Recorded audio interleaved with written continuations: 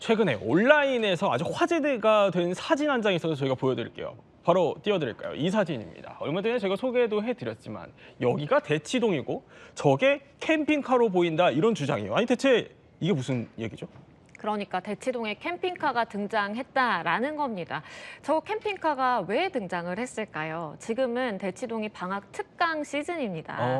그런데 방학 특강이라는 게 이제 이 과목 듣고 저 과목 듣고 하다 보면 네. 시간 중간에 이제 뜨는 시간이 생기는 거예요.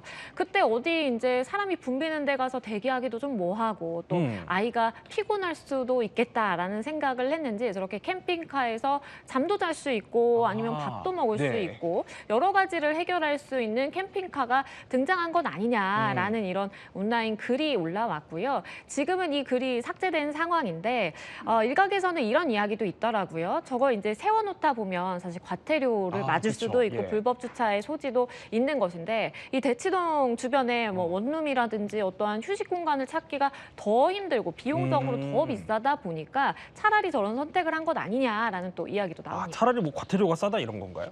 그렇죠. 그렇군요.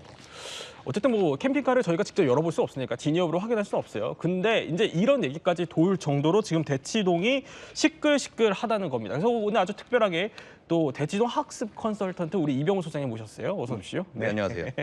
소장님 일단 궁금합니다. 이런 좀 비슷한 이야기를 들어보셨어요, 대치동에? 저도 이거 언론에서 보고 예. 실제 가봤어요, 오늘. 아 그래요? 네, 음마사거리 가서 있나 이렇게 봤더니 이제 다 없어진 거죠. 뭐 보도가 나와서 그랬을 수 있을까요? 그렇죠. 그리고 뭐 보니까는 뭐 새로운 장치도 붙었더라고요. 뭐 그 불법 주정차 단속하는 무슨 장치도 붙었고. 네네. 네, 그래서 저는 요새 그 캠핑부터 시작해서 자전거 그리고 뭐 그다음에 뭐 골프 이런 유행했던 게 지면서 네. 캠핑카 업체들의 고육지책 마케팅도 연결돼 있지 않을까 하는 생각도 그래요? 예. 들 정도로 굉장히 특이한데 이런 식으로 캠핑카도 최근에는 등장했지만 뭐 다주택 빌라를 통해 가지고 예. 거기를 얻어 가지고 아이들이 방학 특강을 듣는다든지 최근에는 뭐 업체들까지 껴가지고 아예 그냥 호텔에서 투숙을 시키면서 대치동 호텔이요? 수업을 라운드를 시키는 경우도 빈번하죠. 그게 뭐예요? 호텔을 업체를 끼고 한다니, 그러니까 업체가 뭐 알선해주는 그런 건가요? 학생들 지방 학생들 모아서 예. 호텔을 잡아놓고 거기서 숙식을 해결하면서 하루 종일 대치동 방특을 듣게 해주는 거죠. 그거를 이제 학부모가 하는 게 아니라 중간에 업체가 대신해준다. 그렇죠. 진짜 그런 트렌드까지 있다는 거예요. 요즘 그러면 좀 현장에서 눈에 띄는 사교육 트렌드 이런 건 좀 있나요? 어때요? 최근에는 이제 그 지역 의사제나 지역 인재 전형 등등 때문에 빨리 내려가야 되거든요. 그래가지고 지방으로 짐 싸서 내려가는 학부모님들 이런 경우도 굉장히 많이 늘고 있고. 지방으로 아예 내려가요? 예, 지방에 내려가서 거주 기간이라든지 학교를 다녀야만 그 전형 방식의 통과가 되기 때문에 의대 관련은 목적으로 이렇게 이사 가시는 분들도 굉장히 많고 또 한 가지는 이제 기숙학원이라든지 기숙사로 보내버리고 싶다. 예, 이게 부모님이 낳을 때는 되게 예쁘거든요. 네. 그리고 우리 자녀는 계속 예쁘긴 예뻐요.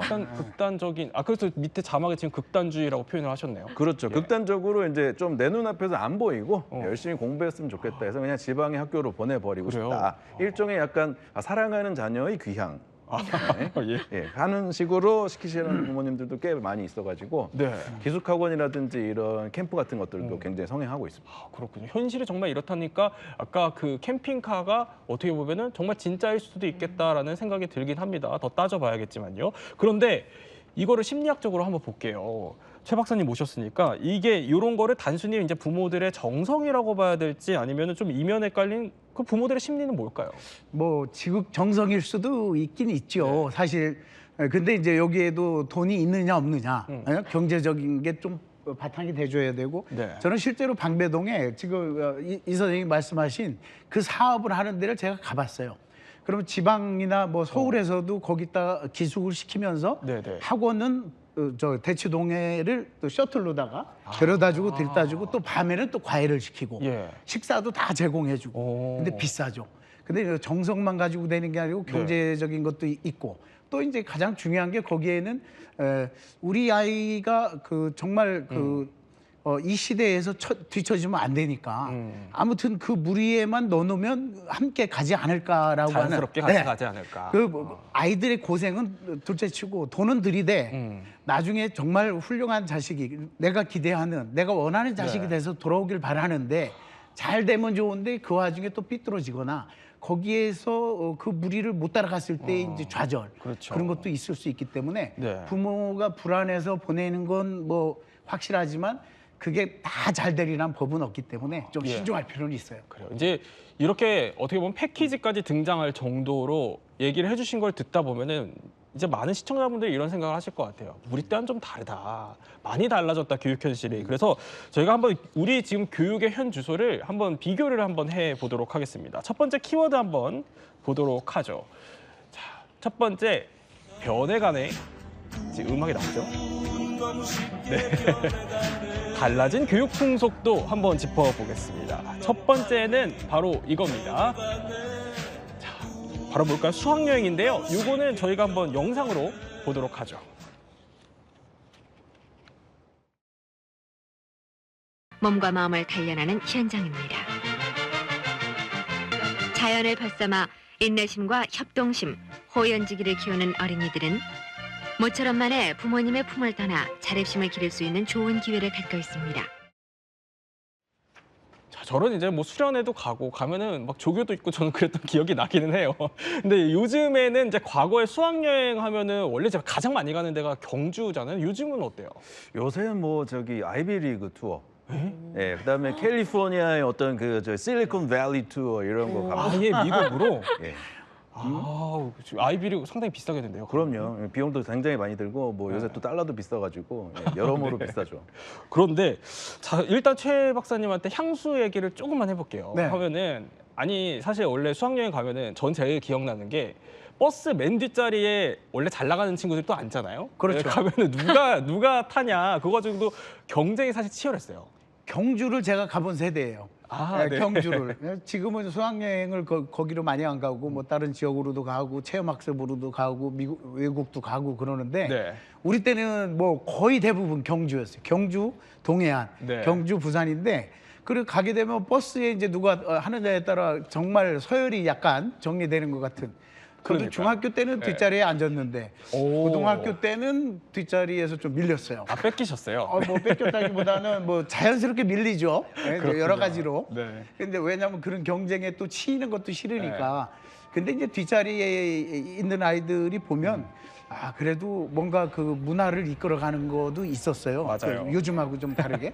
근데 저는 가장 기억에 남는 게 경주 가서 토암산 가서 일출 보고 물론 첨성대도 보고 네. 불국사도 가지만 밤을 새우고서 잠도 못 잤는데 토암산에 그 울렁거리는 그 차를 타고 올라가서 새벽에 일출. 그렇죠. 네. 근데 평생 한 번이었어요. 아 그래도 기억이 남아요. 아직 그 일출의 기억이 생생하시군요. 그렇죠. 그 와중에 몰래 네. 여학생 저기 온데 그 다른 여관 네. 찾아가서 뭐 이제 장난치다가 물벼락도 맞고 뭐 그런 추억들이 있어요. 유스 호스텔도 많이 생각이 나요, 그렇죠? 그 예, 당시에 그렇습니다. 그런 게 있었어요. 예, 저도 뭐 경주 가긴 했었는데요. 네. 저는 기억에 남는 게 그 우연찮게 방팅의 맛이 또 있지 않습니까? 방팅. 방팅을 했는데 그 당시에 이제 부산 소재 대학교 여자 대학생분들 네. 하고 저희 그 방팅을 했던 기억이.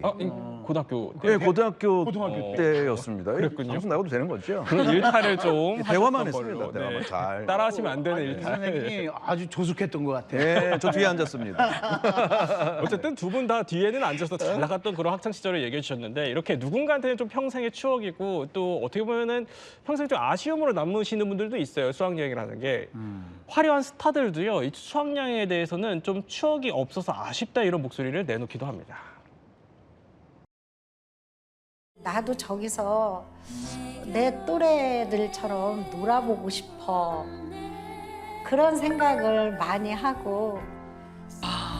그래서 수학여행도 안 가고 놀이를 불렀구나. 나 대학 들어가자마자 바로 방송에 들어가지고 애들하고 뭐 어디 여행을 가본 적도 없고. 수학여행도 못 가보고 나는 고등학교 때 들어가서.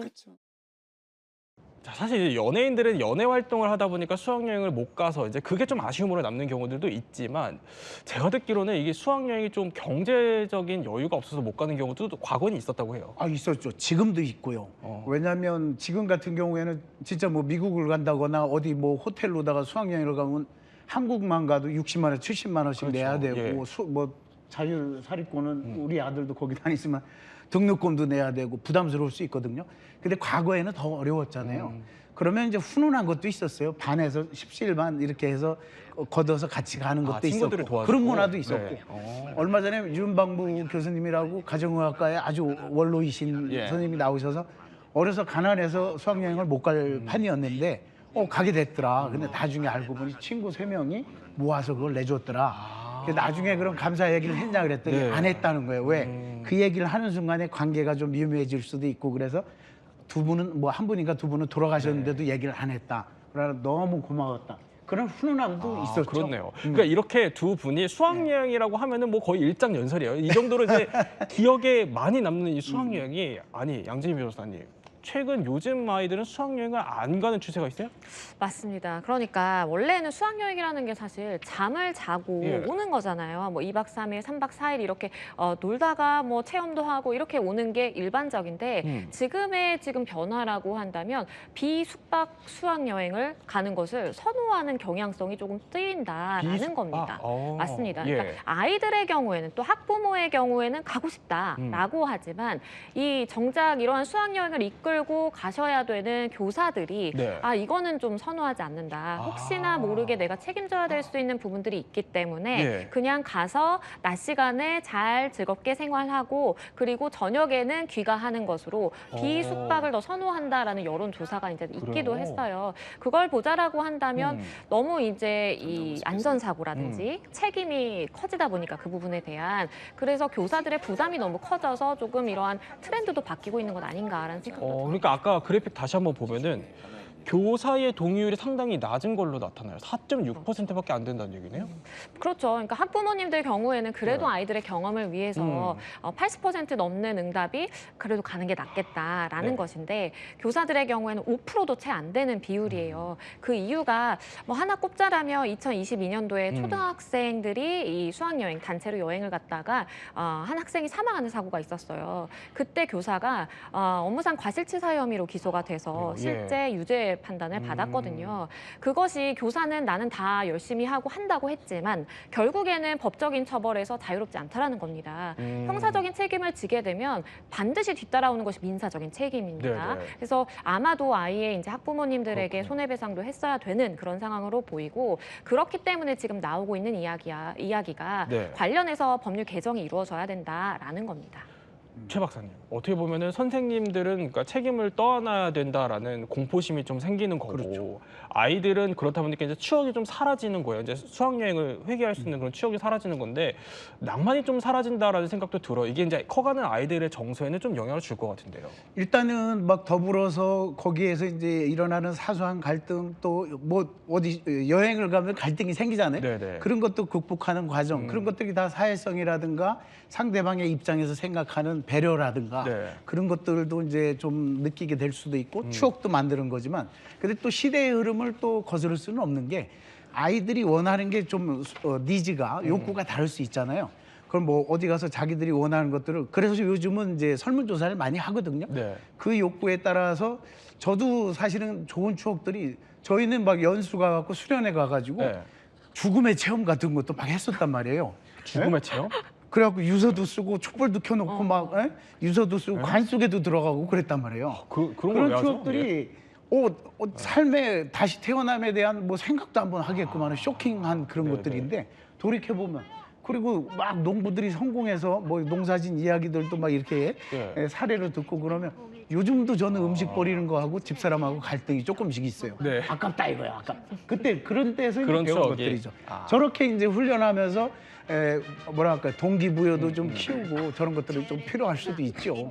저렇게 했던 거 저도 기억이 나요. 사실 저 때는 저 교수님 너무 무서웠어요. 저 빨간 모자. 그러니까요. 지금 저기 보니까 저보다 어린 또래인 것 같은데. 자, 다음 키워드도 한번 살펴볼게요. 자, 이렇게 수학여행 얘기를 했다면 또 있죠. 바로 뭐가 뜰까요? 과외 얘기입니다. 우선 과외는 아니 양지민 변호사, 대치동 얘기로 다시 돌아가 보면 우리가 생각지도 못한 필수 코스가 생겼대요. 그렇습니다. 이제 대치동의 경우에는 뭐 워낙 학원도 유명하고 그리고 뭐 과외들도 네. 굉장히 질비하게 잘 되어 있죠. 여러 가지 정부의 이제 압박 때문에 사실 과외가 잘 행해지지 못했던 그런 상황도 있었는데요. 당시의 상황을 조금 생각을 해보면 일단은 뭐 빌딩 개념으로 이렇게 과외방을 만드는 그러한 상황도 있었던 것 같고 그리고 과외도 사실 과목별로 다 나눠서 이것을 컨설팅을 통해서 다 체계화돼서 이루어지는 트렌드도 하나 생긴 것 같습니다. 자, 이게 필수 코스라는 게 그래픽으로 저희가 한번 준비를 해봤어요. 뭔지 한번 볼까요? 자, 이거라는 거예요. 하루 종일 앉아있으면 허리가 굽는 느낌이고 초등학교 3학년 때부터 필라테스를 하면서 몸이 펴진 것 같다. 같은 반 25명 중 9명 정도가 필라테스를 배우는 것 같다라는 거예요. 그러니까 필라테스가 지금 어떻게 보면 대치동에서 좀 뭐 필수 코스처럼 자리 잡는 그런 분위기인 거예요? 뭐 여학생들 상담하면 거의 대부분 뭐 필라테스는 당연히 기본으로 하는 경우가 많고요. 뭐 전반적으로 이제 수영은 당연히 좀 예. 배우는 느낌이고, 그다음에 클라이밍 같은 것부터 시작해가지고 뭐 악기라든지 뭐 승마, 펜싱, 양궁 이런 그런 것까지도. 것까지? 예. 제가 경험한 상담 사례에서 최대치는 카트 하는 친구도 있었어요. 그게 뭐예요? 카트 레이싱. 아, 예, 요 친구 딱 한 번 있었습니다. 그걸 할 수가 있나요? 예. 그 어렸을 작은 때, 어렸을 때 이렇게 육성하는 그런 네네. 프로그램까지 하는 친구도 봤어요. 아, 그래요. 아니 양궁 펜싱도 놀라운데 카트까지 한다라는 겁니다. 근데 사실 사교육 얘기를 조금 해보면요, 이것도 역사가 꽤 깊습니다. 한번 돌아가 볼게요. 1971년입니다. 동아일보 기사 한번 볼까요? 과외 수업 인류병 학교 불신이 낳은 교육 올빼미다라는 71년 4월 3일 기사 저희 보여드리고 있습니다. 또 다른 신문 한번 넘어가 볼게요. 그 다음 해입니다. 1972년 한번 볼게요. 제목부터 굉장히 셉니다. 눈이 나빠진다. 중고생들이 지나친 입시 준비와 학교 환경 탓에 형편없이 시력이 나빠지고 있다. 이런 얘기입니다. 아니 이런 이유 때문이었을까요? 이게 좀 시간이 지나서요. 1980년대 들어서는 초유의 사교육 억제 정책이 등장했습니다. 들어볼게요. 교육 정상화와 과열 과외 해소 방안을 발표했습니다. 각종 과외 공부를 일체 금지한다는 내용의 국보위 발표가 있자 자, 이게 갑작스럽게 이제 과외가 금지된 거예요. 그래서 당시 이제 학원가가 난리가 났대요. 그래서 굉장히 유례없는 혼란에 빠지기도 했는데 양 변호사님.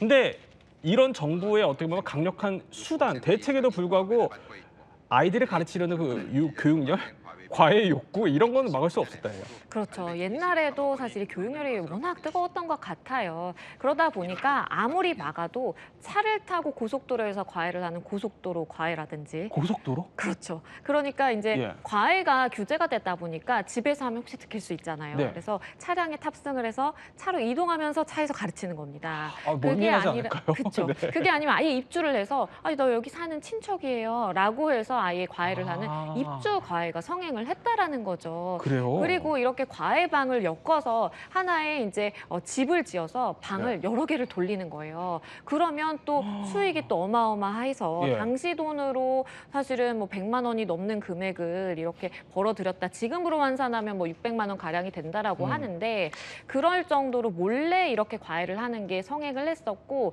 그때 혹시나 단속반이 들이닥치게 되면 옆에 있는 비밀의 문으로 또 이렇게 나가서 그래요? 네. 학생들을 빼돌리는 또 그러한 일도 있었습니다. 그 정도로 교육열은 사실 막을래도 막을 수가 없겠죠. 근데 아니 최 박사님도 기억이 나실 것 같은데요? 그렇죠.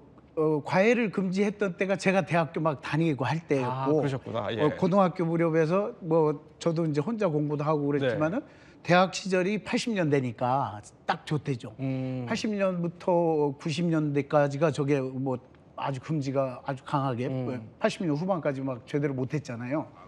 그럴 때면 이제 몰래바이트라는 용어가 있었다고. 몰래바이트. 몰래바이트. 예. 과외를 못하게 하니까 대학생들이 시골에서 온 대학생들이 돈도 벌어야 되고 그렇죠. 학비도 있어야 되고 그러다 보니까 방학 때 아예 아이들을 과외 학생들을 데리고 네네. 지방에 그냥 가가지고 한두 달 있다 오는 그러니까 기숙형 학원처럼 그렇게 하는 거죠. 그냥 뭐 아까 뭐 승용차로 고속도로로 가는 게 아니라 버스에서 아이들 대여섯 명을 태워놓고 실제로 버스가 그랬어요? 이동하는. 네. 그 실제로 그런 일도 있고 또 과외를 못하게 하니까 네.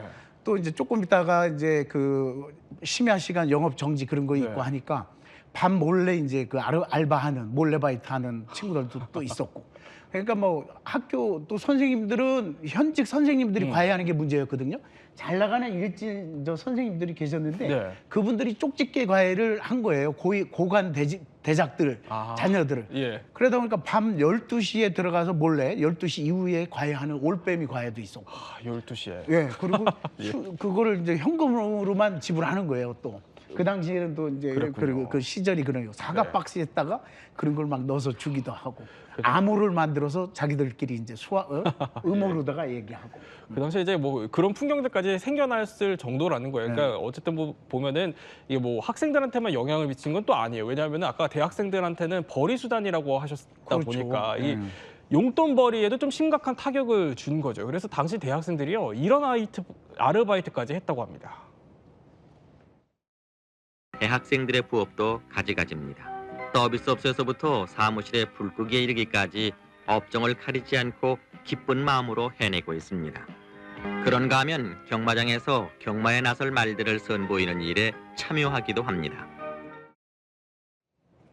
아니 말 선보이는 건 알겠는데 불 끄는 건 뭐예요?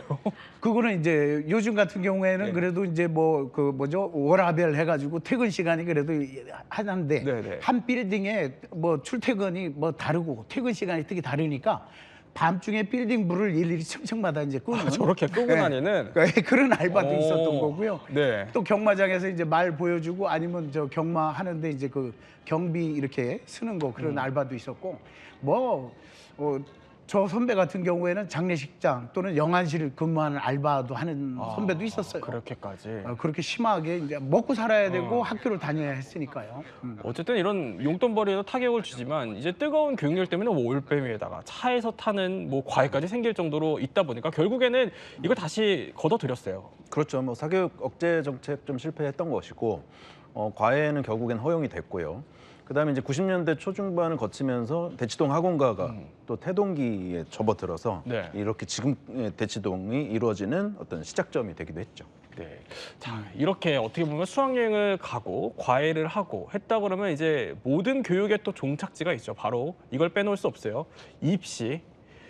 한번 보도록 하죠. 자, 입시 얘기를 해보려면 일단 세 분께 이제 한번 여쭤볼게요. 이게 좀 세대가 다르신가요? 어때요? 그 수능 수능 세대입니다. 수능 세대시고 우리 이 소장님. 저는 수능 조상님 세대입니다. 아, 그렇군요. 수능 두 번째 해. 2회차 세대. 2회차. 그리고 본고사도 있었습니다. 아, 그래요. 우리 최 박사님은요? 저는 학력고사 세대. 학력고사 세대. 이렇게 이제 본고사를 넘어서서 학력고사 세대죠. 저는. 그렇군요. 네. 수능 조상 세대 그리고 학력고사 세대까지 저희가 다양하게 모셨어요. 네. 보면은 이제 학력고사 얘기를 해볼게요. 한번 영상 하나 띄워 보실까요? 자, 이제 학력고사 관련된 저희가 자료를 하나 준비했어요. 이거 기억나세요? 이거 보면 그죠. 기억나죠. 저게 이제 꼭 그 입시 때만 되면 저기 큰 학원 같은 데서 저 점수를 이제 보여주고 저거에 맞춰서 이제 점수에 따라서 이제 시험은 받고 점수는 나와 있고 그걸 가지고 이제 쉽게 말하면 눈치 싸움, 눈팅을 해가면서 저런 걸 참고 자료로 해서 이제 어디에다 지원할 건가. 그러면서 이제 엄청나게 이제 슬픔도 있고 슬픔은 뭐냐면 점수는 어느 정도 나왔는데 불안하니까 저런 점수표를 보고 이 점수로는 뭐 예를 들어 서울대 법대를 못 가. 그래 놓고 좀 안정 지원을 하거든요. 근데 알고 봤더니 거기가 경쟁이 심한 줄 알고 했는데 정원 미달인 거예요.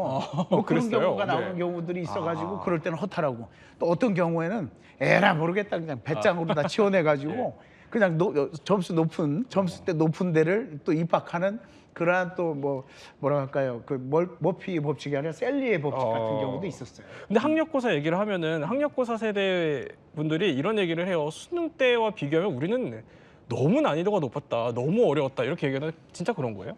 다 자신이 삶은 다 어렵고 힘든 거예요.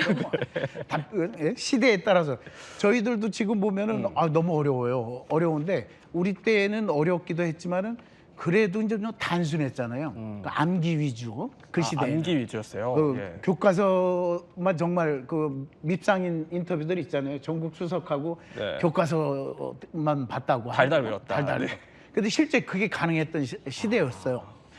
그리고 이제 그때는 또 특이하게 체력장이라고 하는 게 있었어요. 340점 만점에 320점은 저 학력고사 점수고 그리고 20점은 체력을 테스트했단 말이에요. 대학 갔는데 20점. 예. 그게 20점이에요. 아. 그러면 그 최저점을 해가지고 예. 보통은 20점을 맞는데 예. 거기서 2, 3점 떨어지면 점수가 얼마나 차이 나요? 그러니까요. 그죠? 네. 그러니까 그때는 그래도 약간의 그 훈훈함이 있어서 선생님들이 이거 체력 테스트하면 턱걸이 하나 부족하면 조금 아까 하나 더 했잖아 해서 채워주기도 했고 예. 근데 몸이 정말 아파가지고 점수 안 나오면 그것 때문에 또 안타까운 경우도 있었고 네. 그 학력고사 때는 정말 다양했는데 그때는 이제 전화기가 없잖아요. 휴대폰 전화기가.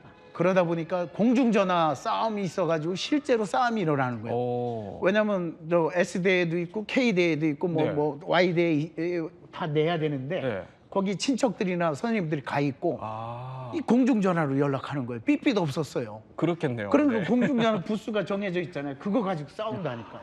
그게 바로 그 눈치 작전 말씀하시는 것 같아요. 그렇죠. 저희가 한번 싱크로 한번 준비해봤습니다. 한번 들어볼까요? 마감 시간 직전까지 학부모와 함께 눈치 작전을 펴면서 이리 갈까 저리 갈까 망설이며 부모의 마음을 태웁니다. 마감 시간이 임박해서야 학과를 선택하고 뛰어가서 원서를 제출하는 이런 사례들은 앞으로 없었으면 싶습니다. 우리 최 박사님도 눈치 게임 좀 하셨을까요? 아니 저는 눈치 볼 만큼 뭐 점수가 좋지 않아 가지고 소신 지원. 소신 지원하셨어요. 근데 예. 이제 그때는 또 그 학력고사는 1지망, 2지망, 3지망 지금도 그런 건 있죠, 그죠? 네. 뭐 좀 다르게. 근데 1지망, 2지망, 3지망이 있고 저희 때는 특성이 뭐냐면 졸정제라는 게 있었어요. 졸업 정원제. 그러니까 입학을 조금 더 여유 있게 한 10% 정도인가를 더 시켰어요. 네. 정원이 100명이면 110명 하고 대신에 공부 못하면 10명은 졸업 안 시키겠다라는 것도 있었단 말이에요. 그래요? 네. 근데 나중에 그게 이제 뭐지 유야무야 돼가지고 예. 입학하면 대충 다 졸업했죠. 근데 처음에 시도는 그렇게 했어요. 그래요. 아니 말씀 들어보니까 우리 때는 이렇게 힘들었는데라고 계속 말씀하시는 것 같아요. 뭐 힘든 건 아니고 돌이켜 보면 그때가 더 쉬웠던 것 같아요. 그래요? 심플했던 것 같아요. 그런데 이렇게 이제 치열한 입시가 옛날부터 있다 보니까 공전에 히트를 친 대박 작품이 하나 나와요. 영화가 바로 이 영화예요. 행복은 성적순이 아니잖아요. 지금 당대의 또 대스타였던 이미연 씨 얼굴 보여드리고 있는데 이 영화 많이들 기억하세요? 책받침 스타시잖아요. 예. 네, 저 당시에 이제 소피 마르소, 네. 피비 케이츠 뭐 이런 스타들이 네. 책받침을 지배하고 있던 시절의 영화인데 이게 실화를 바탕으로 한다고 그러더라고요. 아 실화예요? 오. 중학교 3학년 예. 여학생이 실제로 이 전교에서 아무튼 1등도 하고 했는데 네네. 성적이 떨어진 거예요. 오. 그러고서 떨어지고 하면서 극단적 선택을 하면서 남긴 그 말이 그 행복은 성적순이 아니잖아요라는 메모를 남겼는데 예. 그걸 이제 유명한 그 강우석 감독이 그 3년 뒤에 그걸 영화로 만든 게 이제 고등학교를 배경으로 해서 실제로 만든 거죠. 그렇군요. 근데 사실 이 학력고사 세대 분들이 또 떠올리는 것 중에 하나가 바로 교련을 빼놓을 수 없어요. 그렇죠? 교련은 어땠던 거예요? 교련복을 입었죠, 저도. 아. 교련복을 입고 예. 그 일주일에 한 번 그 교육을 받죠. 군사 훈련을 받죠. 그러면 이제 네. 저렇게 모여서도 하고 그리고 교련 교련은 대회인 것 같아요. 예, 이거는. 예. 학교별로 연습을 한 다음에 그 지역에서 모여서 저렇게 이제 경연을 해요. 예.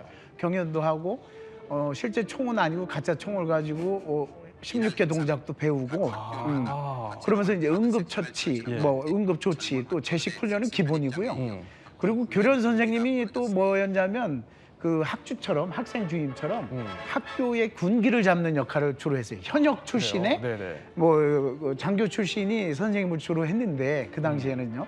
그 여학생들은 저렇게 응급조치술 같은 것도 배우고 그리고 지금 같은 경우에는 뭐 CPR 같은 경우를 연습시켰겠죠. 그렇군요. 이런 교련까지 짚어봤는데 당시에 나왔던 말 중에 하나가 사당오락이라는 말은 무슨 얘기죠? 그렇죠. 그러니까 대학 입시를 치르는 수험생에게 4시간을 자면 붙고 5시간 자면 넌 떨어진다. 라는 정말 무시무시할 수 있는 좀 그래요? 이야기인 것 같은데 저는 굉장히 놀란 게 1980년대에도 졸음 예방의 대명사인 이 약이 있었는데 그 약을 먹고 잠을 깨면서 이렇게 공부를 했다라는 이야기가 있어요. 그러니까 요즘 수험생들도 그 잠을 덜 자기 위해서 여러 가지 같이 약을 먹기도 하고 아니면 뭐 체력이 좋아진다라고 해서 수험생 전문 뭐 이런 브랜드들도 사실 있잖아요. 그런데 이게 쭉 거슬러 올라가서 1980년대에도 이렇게 졸음을 깨는 그런 잠을 깨는 약을 먹으면서까지 열심히 공부했구나라는 생각이 들어서 참 이 교육열과 이 열정이 어디 가지 않는 것 같는 생각이 드네요. 정말 어디 가지 않았어요. 요즘도 그렇지 않나요? 요새는 이제 더 심해졌죠. 예전에 이제 내신 성적, 뭐 모의고사 이런 게 있다 보면 내신 봐야죠, 모의고사 봐야죠, 세특 써야죠, 공동 교육과정 가서 수업 들어야죠, 주제 탐구해야죠, 자기 평가서 내야죠. 엄청나게 많습니다. 그래서 그냥 숨 쉴 틈이 없어요. 그냥 나 고등학생, 나 고등학교 졸업했네. 거의 이 정도 될 정도로 애들이 잠 못 자고 하는데 질문을 해보거든요. 혹시 이제 잠이 부족하진 않냐, 졸리지 않냐 그랬더니 요새는 그렇게 카페인 음료를 많이 마시고 버텨가지고 오히려 잠 고민하는 친구가 적더라고요. 그래요? 그 정도로 여전하게 힘듭니다. 저는 커피라는 거를 이제 거의 다 커서 성인이 돼서 마셨던 그런 기억이 있는데 요즘 아이들은 그냥 쉽게 마시고 어려서 뭐 카페인 음료 마시는 게 당연지사입니다. 그래요. 네, 이렇게 또 짚어봤다면 바로 마지막 키워드 준비되어 있어요. 이걸 빼놓을 수 없습니다. 바로 시험장 얘기요. 일단 80년대로 한번 가볼게요. 80년대 영상 한번 볼까요? 이 시험장 모습인데요. 자, 이제 1985년 대학 학력고사일의 모습 저희 준비해 드렸습니다. 이 학생들 얼굴 보면은 상당히 또 긴장감이 감도는데 밖에는요, 이 자녀가 혹시라도 행여나 실수할까 저렇게 부모님들이 손 꼭 잡고 저렇게 기도하는 모습까지. 최 박사님 많이 생각나세요? 저게 이제 그 학교별로 뭐 이렇게 나눠져서 뭐 그 시험 보는 때도 있었고 선지원 해가지고 후시험이 있었어요. 대학을 정해놓고 시험을 보고 하는 경우도 있었는데 여하튼 대문에는 저 교문에는 그 갱엿이라고 하거든요. 엿을 갱엿. 붙여요? 엿을 붙여요. 그래요? 큰 거 넓적한 엿을 딱 붙여놓고 거기다가 또 엿을 붙여놓고 저렇게 이제 뭐 불공도 드리고 기도도 하고 종교별로 다 다르고 또 껌 붙이는 뭐 분도 있었고 그러니까 뭔가 붙이고 저럴 때 이제 많이 나왔던 게 미역국 같은 거, 계란 같은 거 먹지 말라는 그런 것들. 그때부터 미역국 미끄러지니 하고 계란이 깨지고 뭐 그런 얘기들이 이제 많이 생기는 거죠. 그러니까 절실함의 표현이었기 때문에 요즘은 이제 문화가 바뀌었죠. 응원하고 막 그러는 문화로 바뀐 거고. 요즘은 그래서 요즘 영상도 한번 저희가 준비를 해봤어요. 요즘 영상으로 한번 볼까요? 이제 세월이 바뀌어서 요즘에는 이런 풍경들이 벌어진다고 합니다.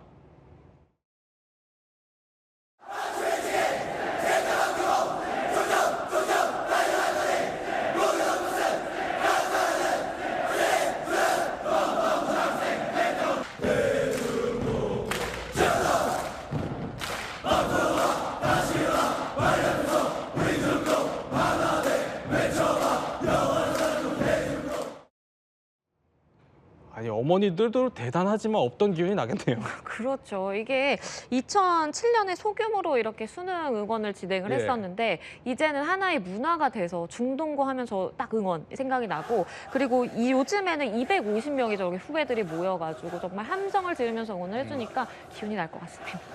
이 소장님께 끝으로 한번 여쭤볼게요. 어쨌든 교육이라는 게 우리 삶의 가장 큰 어떻게 보면 지배하는 요소 중에 하나예요. 앞으로의 교육은 어떻게 이루어져야 될까요? 이제 뭐 작업 같은 직업은 갖지 말라는 얘기가 있잖아요. 이제 아틀라스, 옵티머스가 다 이제 보편적인 일은 다 처리할 것 같으니까 인간은 좀 더 가치 있는 상상력을 키울 수 있는 교육으로 가야 되지 않은가 저는 그런 생각 가지고 있습니다. 네, 지금까지 또 세 분과 함께 대한민국 교육에 대해서 몰랐던 이야기 한번 살펴봤습니다. 저희는 60초 후에 뵙겠습니다.